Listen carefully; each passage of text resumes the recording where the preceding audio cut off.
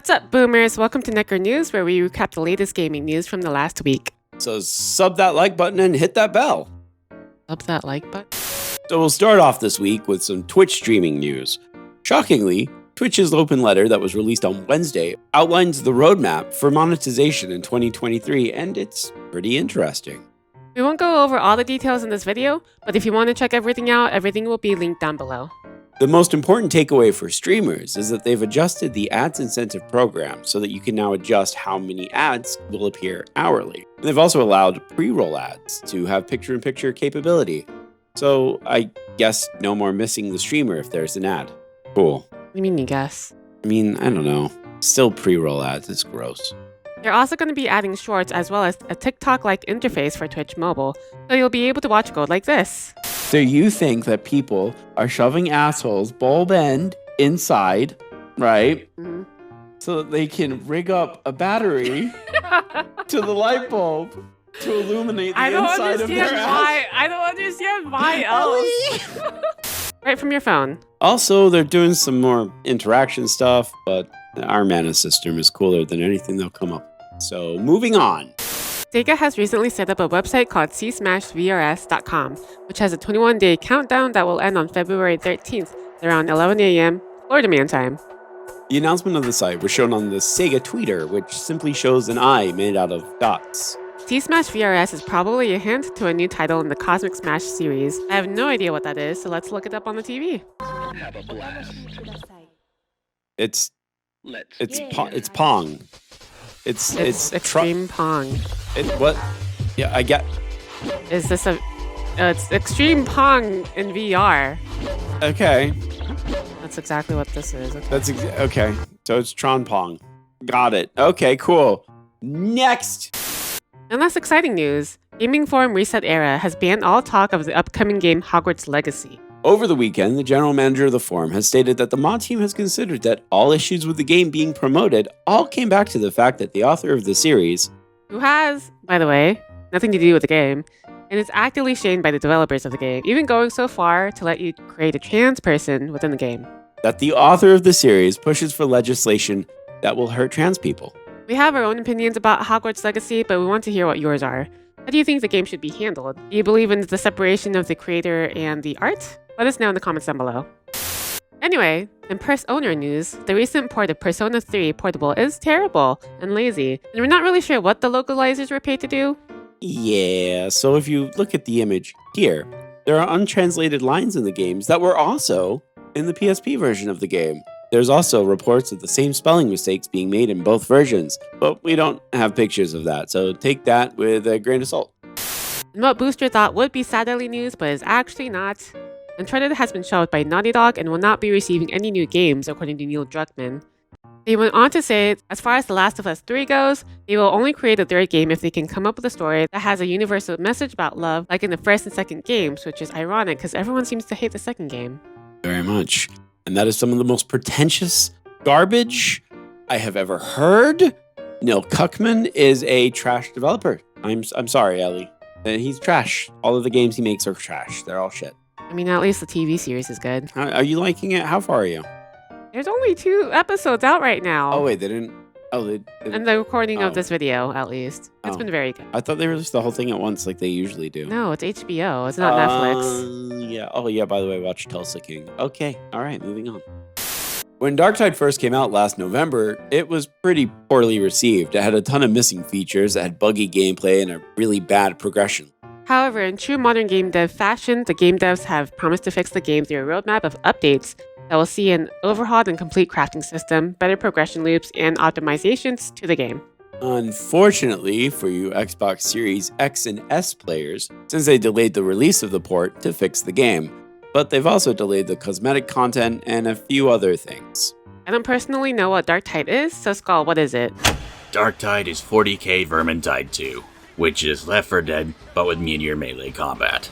The best part of the game is story, which is not existent in the game, but can be found instead in 40k lore YouTuber videos. It's amazing. Wait a year at least. Okay, I don't care. On January 20th, Riot Games reported an attack on their servers. While they assured that personal data and info were safe, they did lose source code that had a lot of experimental features and game modes that they weren't sure would ever see the light of day. Now, they did receive a ransom email demanding payment for the returned code. They said no, but the team at Riot Games is concerned that new cheats could develop from the sudden release of the new source code, though they are working with local police to track down the hackers. They did promise that they will release any information as it becomes apparent, promising full transparency on the entire situation as it develops. Hey Ellie, let's do a stream where we play LOL for fun. Don't you still have to do that bet where you play League of Legends with our friends? I forgot. Yup. You won't play it with me? No. What the fuck? You can play as Jinx. No. It'd be like an arcane. It'd be good. It'd be fun. No. I hate you. Okay. Now a bit of a D&D update. There isn't a huge amount, but it's kind of a big win. Basically, they released a Twitter statement that says, in short, the OGL 1.0 will remain untouched, and the entire SRD 5.1 is now available under a Creative Commons license.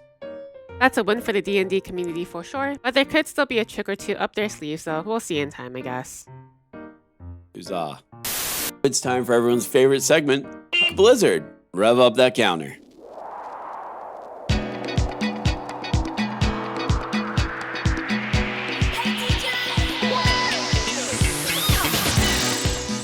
Co-lead WoW developer Brian Birmingham has left the company, stating that they were tired of the stack ranking system that Blizzard incorporated.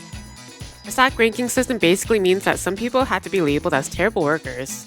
Now, Brian went on to state that this sort of policy encourages competition between employees, sabotage of one another's work, desire for people to find low-performing teams that then can be best-performing worker on. And ultimately, it just destroys trust and creativity. And that if that's reversed, he will consider coming back. Overwatch 2 allowed the custom game mode, which I will call No Assault Simulator for YouTube purposes, to be released in October of 2022 before getting removed from the game mode browser. The game mode had you play as McCree, where you would use his stun grenades to knock down the female players. I will let your brain take the rest over. It wasn't gone forever, and it did come back and stayed up for a good while before they went to remove it. A second time after they had already said that they would update their filters to catch this kind of content. Blizzard put out a few surveys recently to test the waters for Hearthstone players on how much they would pay for a Hearthstone subscription. The company is bleeding money worse than Ubisoft right now. These are selections that were proposed, but you can bet your butt that they will still make you pay microtransactions out the ass for the cards. This sucks. I almost like Hearthstone too. They also released a survey regarding Warcraft 3 Reforged, the terrible remaster of the popular RTS Warcraft 3. The survey asked what was missing, what could have been fixed if the UI needed revamping, among other things. To note, this game was released 3 years ago, and it still doesn't have single-player maps, it doesn't have custom campaigns, it doesn't have player clans, and all of the other features that are available in the other game. So when Ellie plays an RTS, it's not going to be Warcraft 3 Reforged. I'm pretty sure she'll be good at an RTS. That wraps up this week's news. This week's Buried Alive Banger, a segment where we highlight a game we think deserves more attention than it got, is Faith. Faith is a pixel horror game inspired by the era of classic 8-bit gaming and the satanic scare of the 1980s. It's a beautifully rotoscoped game, and the music is haunting and also terrifying. If you've got $15, I would absolutely get it. I'm trying to convince this one to sit in for a stream. So tell Ellie in the comments that you want to watch us play Faith. Please, for me, do it. Please. Please. Don't. No, don't listen to her. Don't look at her, look at me.